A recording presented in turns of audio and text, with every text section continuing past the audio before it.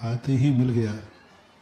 जब वो चरणों में आके बैठ गए तो बैठते ही आशीर्वाद मिल ही जाता। दूसरी आज बहुत मार्मिक बात कही कि द्वितीय विश्व युद्ध में का और खा नाम के व्यक्ति थे, दो में हुआ था। नास्ट्रेडमस की भविष्यवाणी है कि आगे तृतीय विश्व युद्ध घर घर से शुरू होगा। प्रत्येक घर में से दो व्यक्ति का और खा बनेंगे और का खा बनकर के धीरे धीरे नगर नगर से, प्रांत प्रांत से, देश देश से मुल्क बन जाएगा। और आज वो देखने में आ रहा है। पड़ोसी से कटुताएं कम हैं, परिवार के अंदर रहने वाले लोगों में कटुताएं बढ़ रही हैं। और ये बिल्कुल पूर्णतः सत्य ज्योतिराज बाबू ने कहा कि ये बिल्कुल स्पष्ट है कि आज दुश्मनों से, हमारे विदेशियों से कट्टर दुश्मनी कम है। आपसी में, देश में, प्रांत में, जिले में, नगर में, और सबसे बड़ी बात जो ने कही, घर में। हम पड़ोसी से हाथ मिलाने के लिए फिर भी जय जिनेंद्र कर लेंगे, राम राम कर लेंगे, लेकिन घरों में इतनी कटुता बढ़ रही है। और यही कटुता एक दिन कहीं विश्व युद्ध का कारण न बन जाए, ये चेतना है हमें इस संकेत से। राजा और महाराजा के मुख से कोई भी शब्द निकले वो अनायास नहीं निकलता है। उसका कोई ना तो या तो अतीत से संबंध रहता है या भविष्य रहता है। ज्योतिराज बाबू, तुम जो बोल रहे हो ये तुम नहीं बोल रहे थे, तुम्हारा राजवंश का संस्कार बोल रहा है। राजा और महाराजा के मुख से कोई भी शब्द निकले उसका कोई ना कोई संकेत होता है। भले वो किसी अभिप्राय से बोले, किसी भावना से बोले, किसी स्थल पे बोले, लेकिन उन शब्दों का कोई ना कोई संकेत आता है। वही संकेत उसके मुख से निकलवा देता है। जैसे ये बात बोल रहे थे, तुरंत मैं नास्ट्रेडमस की तरफ चला गया, जिसने 16वीं शताब्दी के अंदर एक बहुत बड़ी भविष्यवाणियां की थी। और उसमें सारी चीजें जो घटित हुई हैं उनके भी संकेत थे। और ये संकेत सबसे बड़ा है कि एक घर से, एक वंश से एक ऐसी लड़ाई शुरू होगी जो एक विश्व युद्ध का रूप ले लेगी। इसलिए आज जब ये बोल रहे थे और हम भी दुनिया में देख रहे हैं, तब मेरी भी रूह कांप गई, कहीं विश्व युद्ध की शुरुआत तो नहीं हो रही। कम से कम इतना तो ध्यान रखें आज की बात से, विश्व युद्ध जब होगा तो जब होगा, लेकिन अपनी जिंदगी में अपन भाई भाई विश्व युद्ध के कारण ना बन जाए, इतना तो अपन संभाल सकते। भविष्य को अपन कह नहीं सकते, लेकिन कहीं जो भाई भाई में कटुता बनते ही तुरंत आज की बात ध्यान रखना, कहीं हमारी कटुता विश्व युद्ध का कारण न बन जाए, ये ध्यान। और रात्रि भोजन के संबंध में एक संकेत उन्होंने दिया, भोजन शुद्ध रहेगा तो मन शुद्ध रहेगा। और दूसरी बार रात्रि में जो महावीर स्वामी ने कहा था, महावीर स्वामी ने कहो जैन दर्शन ने जो भोजन की शुद्धता पर क्यों जोर दिया, इसलिए जोर दिया कि यदि भोजन शुद्ध होगा तो तुम कितने भी कलुषित हो जाना, कितने भी कलुषित हो जाना, लेकिन तुम इतने कलुषित नहीं होगे कि तुम दूसरे की जिंदगी का विनाश कर दो। एक बार राजस्थान में भैरव सिंह शेखावत जी थे मुख्यमंत्री, काफी मेरे वक्तों में थे, मुंह लगे हुए थे। तो एक दिन मैं एक स्थान पर गया, वहाँ के कोई पुलिस ऑफिसर थे। तो उन्होंने कहा महाराज जी आज हमारे नगर में, गांव में आप पधारे, लेकिन मैं नहीं रह पाऊंगा क्योंकि मेरी ड्यूटी। तो शेखावत जी आए, बोले मैंने कि भाई तुम जैनी को क्यों अपनी सुरक्षा गार्ड में लगाते हो, निजी बनाते हो, अपने व्यक्ति को बनाओ ना, किसी को, रिश्तेदार को, किसी को और को। उन्होंने कहा नहीं बनाऊंगा। उन्होंने जैनी को क्यों पर्सनल उसको सुरक्षा गार्ड में रखा। मैंने क्यों? बोले जैनी सब कुछ कर सकता है, सब कुछ कर सकता है, लेकिन कितनी डांट दो वो मेरे प्राण नहीं लेगा। और बोले दूसरे को डांट दे तो कहो वो बंदूक जो सुरक्षा के लिए कहो वो उल्टी कर दे, लेकिन जैनी सब कर लेगा। लेकिन आप लोगों ने उसको इतने संस्कार दिए हैं कि वो कभी प्राण लेने का भाव नहीं करेगा। इसलिए मैंने रखा, वो बात मुझे आज याद आई कि भोजन की थाली शुद्ध है तो कितना भी व्यक्ति पतित हो जाए, कहीं ना कहीं वो भोजन उसके लिए काम करेगा।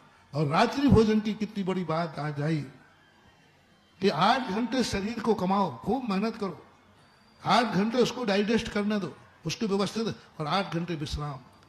दिन भर तुम खाओ, लेकिन कम से कम ये मशीन है, रात में तो उसको रेस्ट करने दो। तुम रात में भी खाते रहते हो, दिन में भी खाते रहते हो।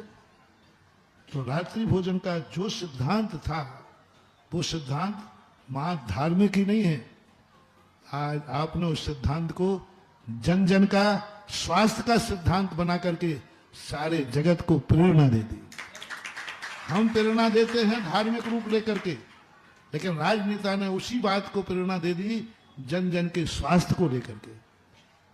और वह स्वास्थ्य, क्योंकि चूंकि धर्मात्मा जो होते हैं वे हर चीज को धर्म पर ढालने का प्रयास करते हैं, लेकिन उसमें धर्म ही निहित हो ऐसी बात नहीं है, उसमें संसार भी, व्यवहार भी निहित होता है। और बहुत बढ़िया, अच्छा, जैसा इन्होंने बहुत प्रार्थना की थी कि महाराज हो जाए, तुम्हारी भावना पूरी हो गई और मैं अशोकनगर में हूँ। मेरा आशीर्वाद पूरे परिवार को आशीर्वाद है सब। अगर मैं कहूं कि ये हम सब के लिए, केवल अशोकनगर शहर नहीं, महाराज जी से अनेक हमारे समाज के संतों से मैंने ये कहा है कि मुझे ये अवसर प्राप्त नहीं हुआ जन्म से जैन समाज का नागरिक होने का, लेकिन मैं कोशिश करता हूं जिंदगी में हर पल हर दिन अपने कर्म से जैन समाज का नागरिक कहलाने का। और उसके पीछे एक कारण है, आप लोगों के साथ भगवान का आशीर्वाद है, क्योंकि ये समाज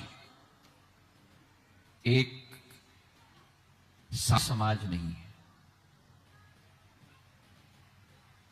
इस समाज की सोच, इस समाज की विचारधारा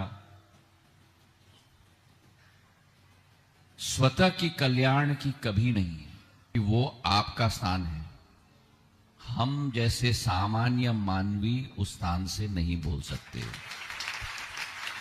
और ना हमारा अधिकार है और ना हमारा हक है।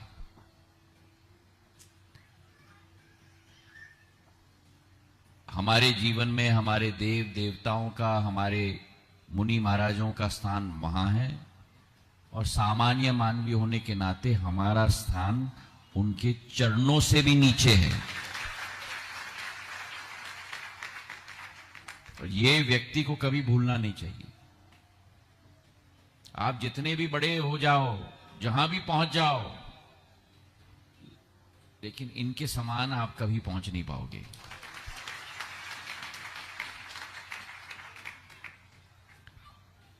और हां, हमारा समाज, महाराज जी, आज विश्व में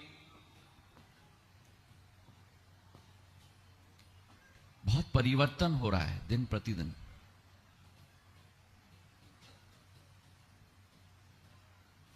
बहुत कटुता फैल रही है।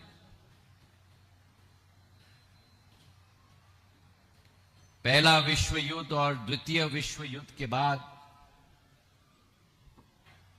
2 गुट बने थे, क और ख। आज आप देखो विश्व भर में हर कोने में जंग और लड़ाई छिड़ी जा रही है। ये जंग और लड़ाई केवल बंदूकों और तोपों और प्लेनों की लड़ाई नहीं है, लेकिन ये जंग और लड़ाई, और इस परिप्रेक्ष्य में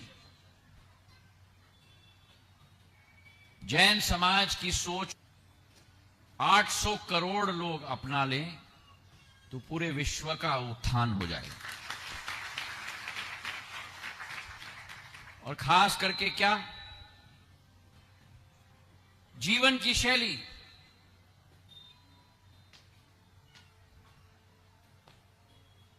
कि हमारे किसी भी एक्शन के द्वारा जाने या अनजाने में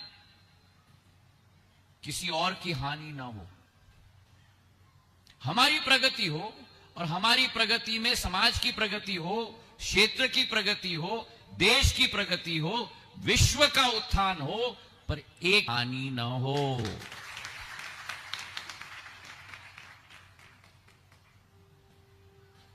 जियो और जीने दो।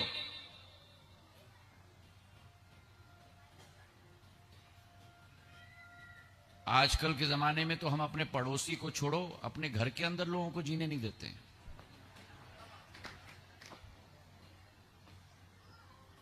वो ईर्ष्या का भाव, घर में अगर 4 पुरुष हैं तो एक दूसरे के विरुद्ध, घर में अगर 3-4 बहुएं हैं तो एक दूसरे बहुएं के विरुद्ध।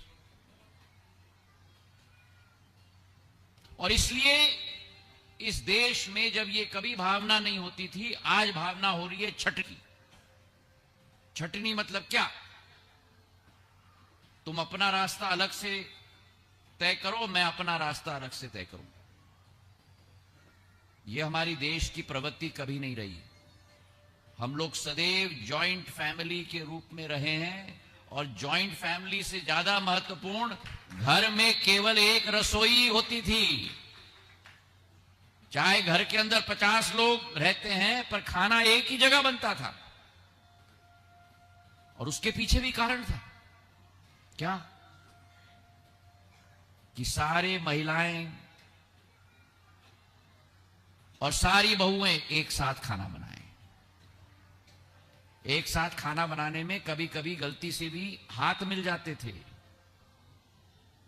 और वहां भी जाने या अनजाने में भावना एक दूसरे के प्रति सकारात्मक उत्पन्न हो जाती थी। मेरा कहने का तात्पर्य है, अपना धंधा तो बना रहे हो, पर पहला अपना घर तो बनाओ।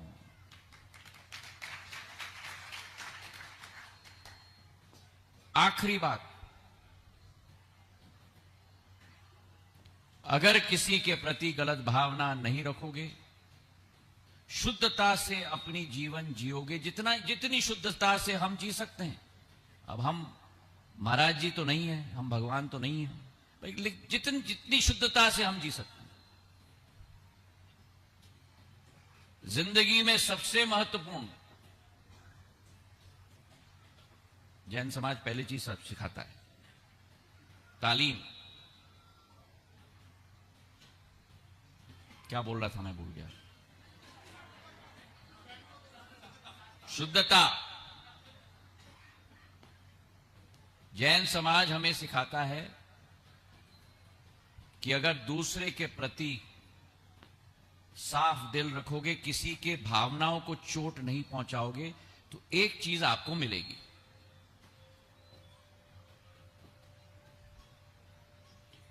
बड़ी बात मैं नहीं कह रहा हूं, मैं मोक्ष की बात नहीं कर रहा हूं, मैं इन चीजों की बात नहीं कर रहा हूं। एक चीज आपको जरूर मिलेगी। क्या है वो?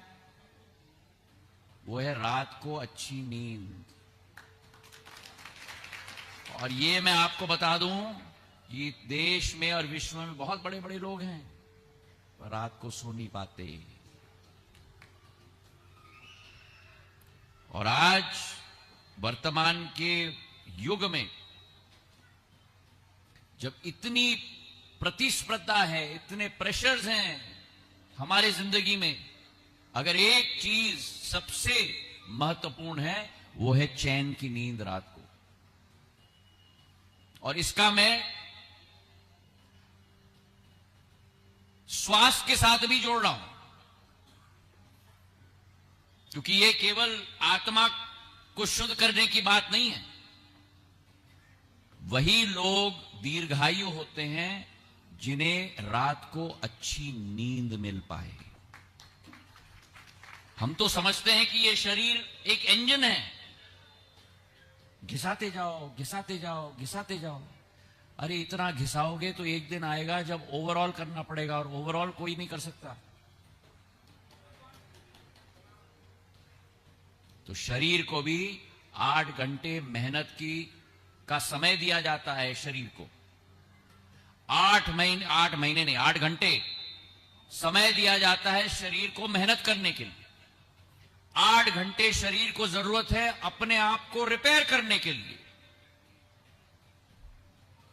और 8 घंटे जरूरत है शरीर को आराम करने के लिए। वो समय अपने आप को दोगे, और अगर पूर्ण रूप से अच्छी नींद मिलेगी तो आपका शरीर सदैव स्वस्थ होगा। जितना आपका दिमाग नहीं, आपका दिल साफ होगा, उतना ज्यादा आपका शरीर भी साफ होगा। बोलो मेरे साथ, जय जिनेंद्र। जेन ज़ी वर्सेस मिलेनियल्स।